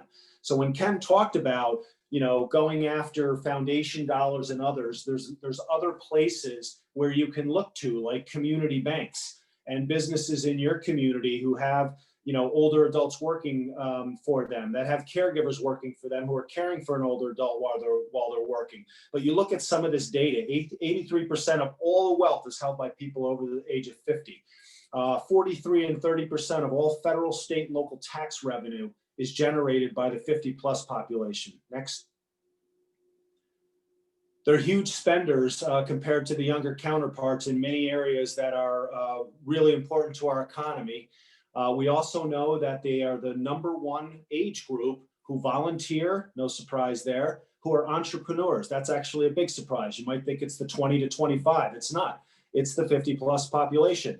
They're the #1 givers to philanthropy and the #1 donation group in the nation. They're also, if you go out anywhere, if you go to restaurants or you go to the state parks or you go, watch who's riding their motorcycles through across the country, they're a huge tourism block as well, which helps the local economy. They support 90 million jobs and 4.7 trillion in labor income. Next. Next. So again, what have we been up to? Things that you already know, because what we saw during COVID, again, this was a priority for us prior to COVID. It becomes that much more important during COVID. And, we're looking at spikes all across the country, all across Europe. We haven't even buckled down yet, got into flu season. We haven't had Halloween. We haven't had Thanksgiving. We haven't had Christmas. We haven't had college students come back and interact with their families. This is a very scary time. New York is doing one of the best jobs in the nation under Governor Cuomo's leadership in managing this crisis. But we've had spikes here over the last couple of weeks that are very, very scary. And so we are a long way away from this. We've seen an 100% increase in the types of services that I mentioned earlier: the need for home delivered meals, the need for groceries and other types of supply delivery, the need for prescription delivery, the need to get people to critical health appointments like dialysis and cancer treatments, and the huge need to combat social isolation for people who are staying at home. That also brings a whole ton of issues in terms of elder abuse identification, financial scams, where people are isolated and you can't see those signs and symptoms. So the need for community networks that connect with people, that understand who their people are, who can provide some of those services at a time of need or a time of crisis or a time of change is vitally important. Next. So what we continue to do, it's crazy that 8 months after this pandemic, there's still a ton of misinformation out there. Even last night, no different than the flu. Well, let me tell you in New York how different it is from the flu. We lose 4,300 people a year from the flu over an 8-month period. We've lost 33,000 people in New York. Across the country, we lose 61,000 people to the flu. We're at 213,000 now. Probably will hit 400,000 by Christmas. It's just unbelievable that the 3 basic things that we need to do: be honest, provide facts and metrics, can't get done. Wear a mask, good hand hygiene, social distancing. We recently launched for the entire state, available to anybody of any age, which is critically important, a free anonymous tool called the COVID-19 Checkup. There's a couple of other states that have launched as well. That really is a learning tool in terms of what my behavior means to me getting the virus, to me being hospitalized, to me dying from the virus, and to me spreading the virus, and then provides some hands-on ways that I can reduce my risk. This is no more important for my kids who are in K-8 in high school, to kids who are in college, to anybody in their middle ages, and of course the population that we serve who are older adults. I put into the COVID checkup, which takes 5 minutes to do, so you can check it out anytime, and it doesn't collect any personal information. I put one of my home delivered meal clients into the checkup, and one of our home delivered meal clients would be an 83-year-old female who lives alone, who's low income, has 4 more chronic conditions and several functional limitations, had an 80% chance of getting COVID and a 25% chance of dying from COVID. And so this tool is really designed to educate the public, young and old, on my responsibility to protect you, your responsibility to protect me, and then we protect our families, our communities, and our state.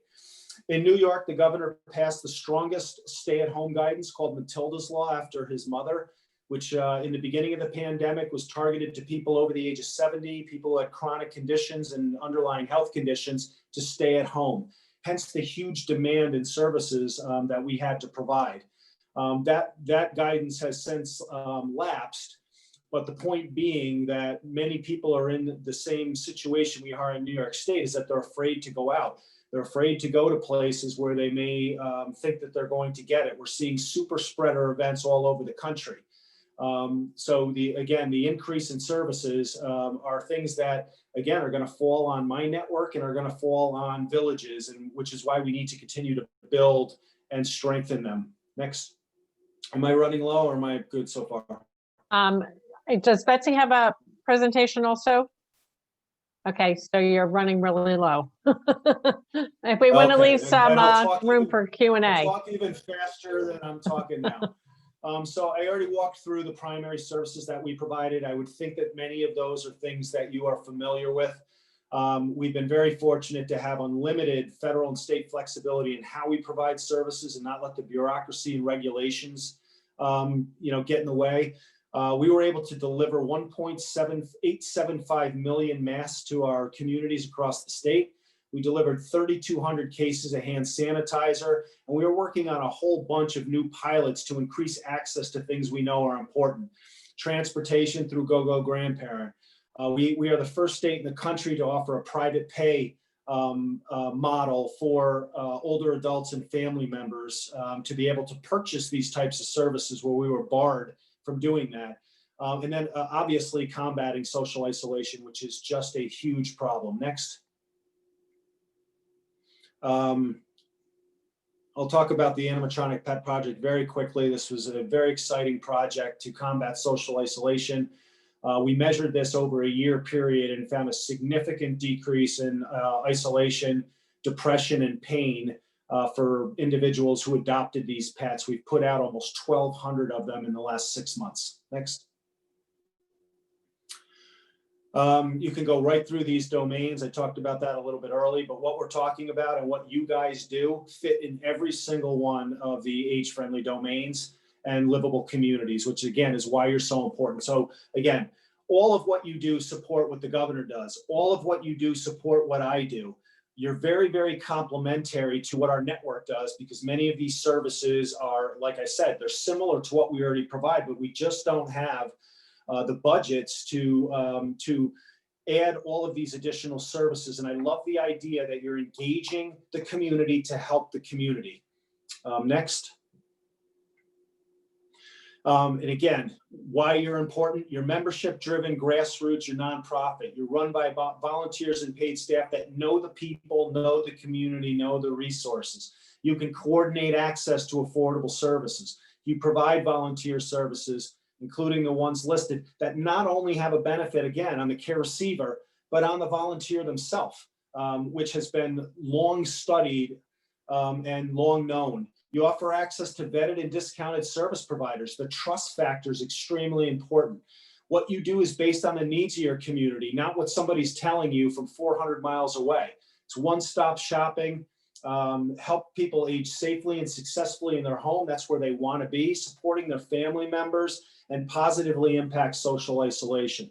So I'm going to end there, but I'm going to go back to my original, why is it we got involved in this? I hope that was abundantly clear that the partnership with Ken, the partnership with Betsy, what Ken's mission is, what my mission is, and how we can figure out ways to work together is something that I hope all of your state unit on aging directors do. I hope that all your county directors do. We have to do more to connect the dots and work together. There's too many things out there that do similar things, but do it in silos. And I just can't operate that way. And if there's opportunities for me as a state government leader to assist in any way that I can, financially or otherwise, to help Ken and Betsy be successful, that's my job. That's what I signed up for, being a public servant, and that's what we'll continue to do. So that's kind of the New York way, and I'm really proud to live here and be a part of this effort and to support the work that Ken and Betsy do.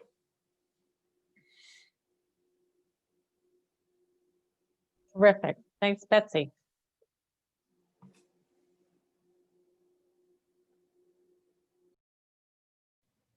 Betsy, you need to unmute. There you go. I'll begin by unmuting. I wanted to begin by talking about how I actually got to AGS in the Village Technical Assistance Center. Greg mentioned that he and I worked together a while back. He was working for Statewide Senior Action. I was working for Fiscal Policy Institute, and we collaborated. And he moved on. I moved on to different positions. We met in the community, piano recitals, different places around. I also ran into his former boss, who ended up becoming the commissioner before Greg for the Office for Aging. About 3.5 years ago, I think I was on LinkedIn and connected with Mike Burgess, the former commissioner, held Greg's position, and we got together and had lunch. And Mike was telling me about the work he was doing around villages. And as a single individual, no children, I was extremely interested in this whole concept of the village movement. And I guess about a year or so later, ran into Greg, catch up, yeah, let's get together. Started talking about work he was doing.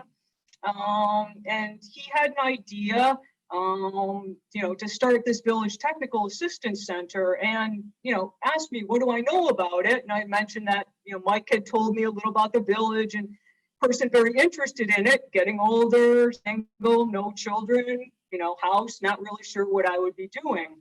So Greg had introduced me to Ken, started learning about the village movement and what was going on, the work AGS was doing. And I just think I'm really lucky, the position came forward, and so, I started at the Village Technical Assistance Center. And I think that the story, the evolution, the path, where you look to people that long-term, people that you've known for a long while, like Greg and Mike, people in this community, and new people, learning all of the folks at the Albany Guardian Society and all of these villages. And that to me is very emblematic of what it takes to put together a village. You work with your network, you work with people you build new networks, and you move forward. So my introduction to VTech was my interest really in this village movement. And I have to say, selfishly, for myself, for what it could do for me, but also to make these connections in the community with some other people, to build those friendships, concerned about, getting old and social isolation, knowing about that in that way. So the Village Technical Assistance Center, I would say for the first 2 to 3 months, I spent my time on the Village to Village network. Their library, looking at the Village 101 toolkit. I was lucky to be able to speak to some of the people who were running successful villages, but also speak to people whose villages didn't make it through there. What were some of those lessons learned in that? So tried to become a subject matter expert, try to, to learn as much as I could about village operations in that. And then to work with the Capital Region Villages Collaborative, our local villages here in the community. So as Greg and Ken both mentioned, it's a 2-year project funded by the New York State Department of Health, collaboration with the Albany Guardian Society, looking at how do we help villages in the Capital Region to develop and I would say to prosper.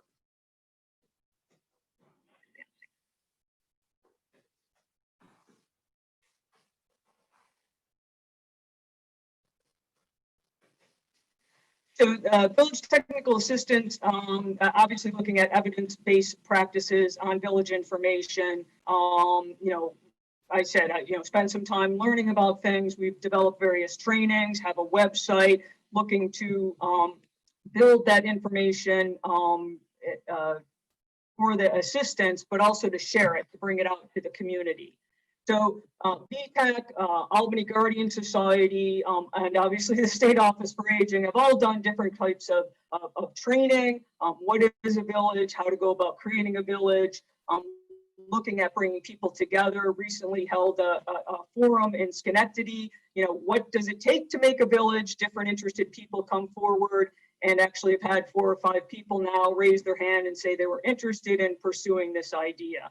A lot of resources. We direct people to the Village to Village network, to their library, really encourage people to join and to get a mentor through them. So I say to people, I'm not running a village. I can't help you, run the village, I can help you with how do you start a village. So we've developed, a series of checklists and guides, best practices, done a lot on risk identification and mitigation. What do you need to operate safely and securely in a village to keep the village going, to continue the services? And then how do you build capacity? How do you go from launching that village to continuing to operating, having a business plan, and your operation, providing your services?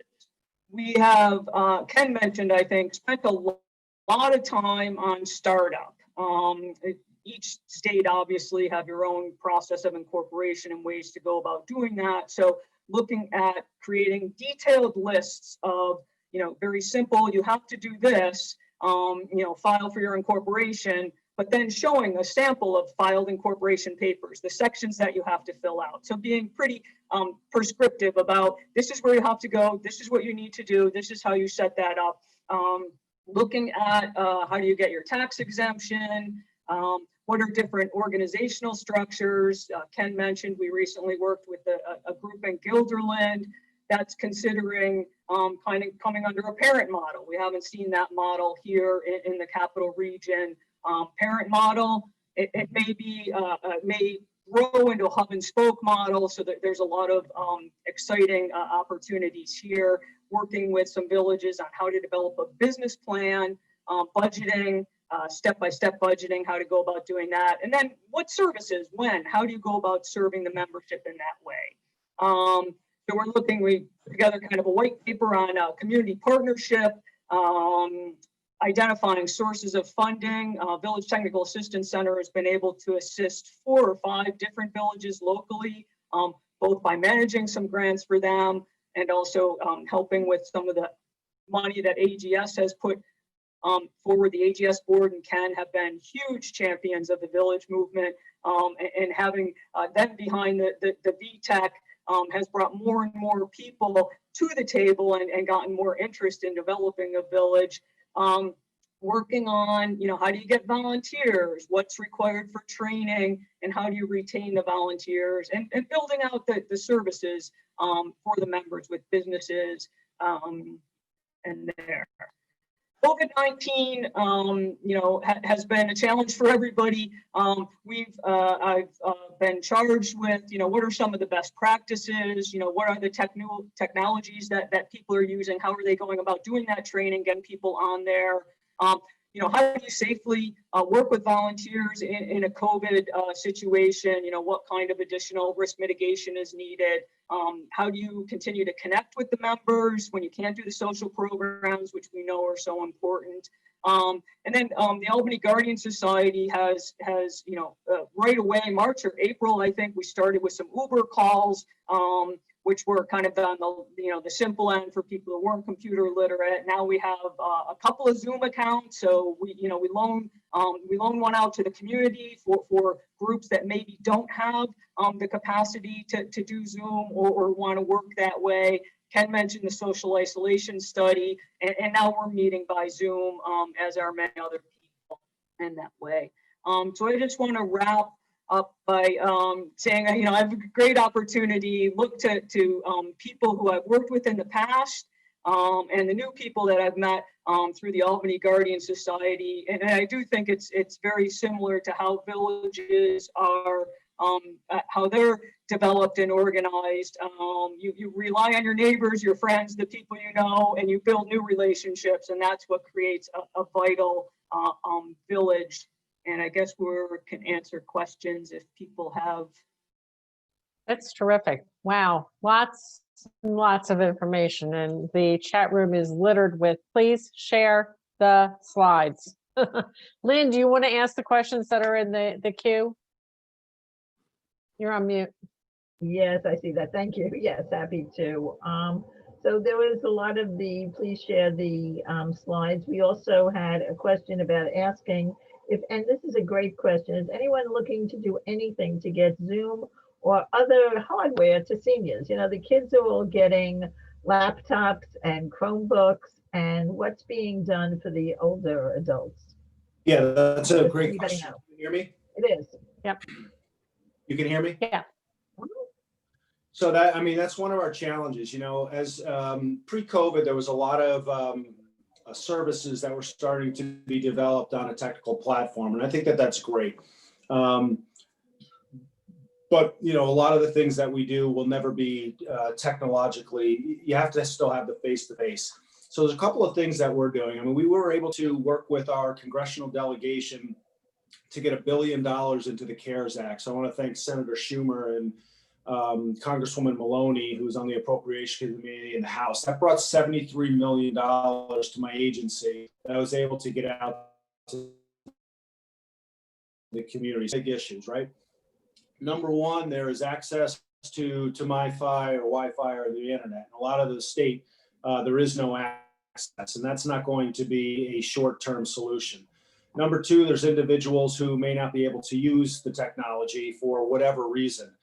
You know, and then there's the issue of, you know, being trained and being able to actually learn how to use it. So all of those things are kind of in the mix. So I think this is more of a long-term solution, but we've been able to provide funding, and the counties already have flexibility that if they need to spend money on those types of technology issues, that they're able to do that. But I think the question you ask is a great one and is a much longer solution in that what COVID really showed is how dependent now we are, whether it be the Office for the Aging or the Department of Health or anybody else, on technology for not only connecting socially, but for doing business differently, whether it be applying for benefits, or we had the whole, you know, Department of Motor Vehicles, you know, whatever it might be, the technology is critically important. So I think over the next 20 years, there's going to be a major boost in those types of things because it really impacts all ages. You mentioned kids. You know, whether it be college kids or high school kids, I think that we can ride on those coattails in terms of an overall solution for older people as well. But I think the question's a great one. There's a lot of nuances to it.